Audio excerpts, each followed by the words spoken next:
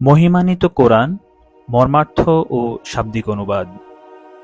কোরআন ও কোরআনের অনুবাদ তো আমরা অনেকেই পড়ি, কিন্তু তার মর্মার্থ কি সঠিকভাবে অনুধাবন করতে পারি?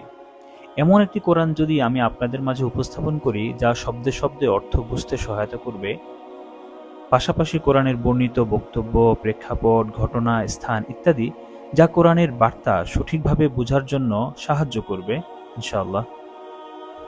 আল্লাহ সুবহানাহু ওয়া তাআলা পবিত্র কালামে পাকের মধ্যে ইরশাদ করেন, ইন্নাল্লাহা ইয়া'মুরু বিল আদলি ওয়াল ইহসান ওয়া ইতাইযিল কুরবা ওয়া ইয়ানহা আনিল ফাহশাই ওয়াল মুনকারি ওয়াল বাগই। এখানে আল্লাহ সুবহানাহু ওয়া তাআলা বলছেন যে ইন্নাল্লাহা ইয়া'মুরু বিল আদল, যে আল্লাহ তাআলা ন্যায়ের ব্যাপারে মানুষদেরকে আদেশ করেন এবং সদাচারের ব্যাপারে ইহসানের আদেশ করেন।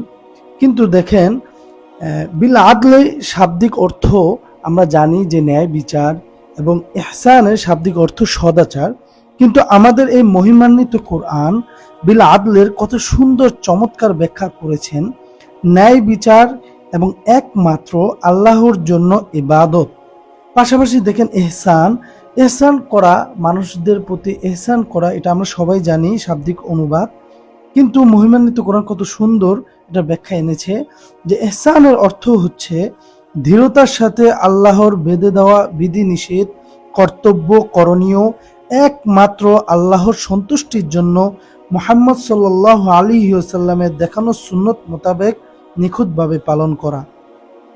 তারপরের আয়াত যদি আমরা দেখি যে ওয়ায়ানহা আনিল ফাহশাই ওয়াল মুনকারি ওয়াল বাগই, যে আল্লাহ তাআলা অশ্লীলতা থেকে নিষেধ করেছেন। ফাহশার শাব্দিক অর্থ আমরা সবাই জানি অশ্লীলতা, কিন্তু মহিমান্বিত কোরআন ফাহশার অর্থ কত সুন্দর ব্যাখ্যা করে দিয়েছেন, যে অর্থাৎ সকল মন্দ কাজ, যেমন অবৈধ যৌন সংসর্গ, পিতামাতার অবাধ্যতা, শিরিক, মিথ্যা বলা, মিথ্যা সাক্ষ্য দেওয়া, অন্যায়ভাবে প্রাণ হত্যা করা ইত্যাদি। তারপর দেখেন মুনকার তো সবাই জানি যে মন্দ কাজ, এটা শাব্দিক অর্থ। কিন্তু মুনকার এখানে কত সুন্দর ব্যাখ্যা এনেছেন, যে অর্থাৎ ইসলামের আইনের সকল নিষেধসমূহ, সকল ধরনের বহু ঈশ্বরবাদ, অবিশ্বাস ও প্রত্যেক মন্দ কাজ। ঠিক একইভাবে আপনি মহিমান্বিত কোরআন অনুধাবন করে করে পড়তে পারবেন ইনশাআল্লাহ।